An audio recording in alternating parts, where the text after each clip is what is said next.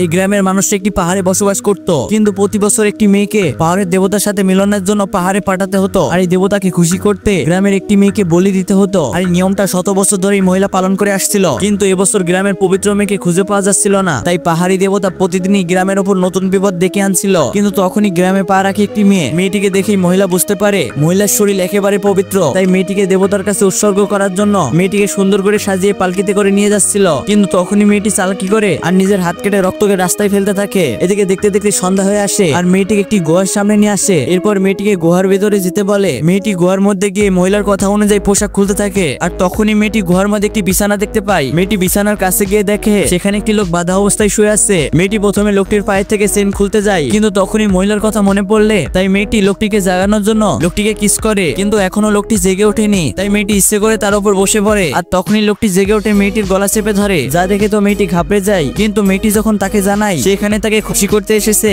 তখনই লোকটি তাকে ছেড়ে দেয় আর মেয়েটিকে বাক্স থেকে শাহী পোশাক পরার আদেশ করে। মেয়েটি যখন বাক্সের মধ্যে রক্তমাখা কাপড় দেখে ভয় পেয়ে যায়। আর এই সুযোগে লোকটি এসে তাকে ভোগ করার চেষ্টা করে, কিন্তু তখনই মেয়েটি ছুরি বের করে লোকটিকে মারতে শুরু করে। আসলে আগের বছর পাহাড়ি দেবতাকে খুশি করার জন্য এই মহিলাকে বেছে নেওয়া হয়েছিল, কিন্তু মেয়েটির বড় বোন তার ছোট বোনকে বাঁচাতে নিজের জীবনকে বেছে নিয়েছিল। তাই এবার মেয়েটি এসেছে তার বোনের প্রতিশোধ নিতে। এদিকে মেয়েটি যখন লোকটিকে মারতে যাবে তখনই সেখানে সেই মহিলা চলে আসে, কিন্তু মেয়েটি চালাকি করে গ্রামের সবাইকে গুহার মধ্যে নিয়ে আসে আর মহিলার মিথ্যা কাহিনী ফাঁস করে দেয়। এবার তো ভিডিওটা লাইক করো বাবা।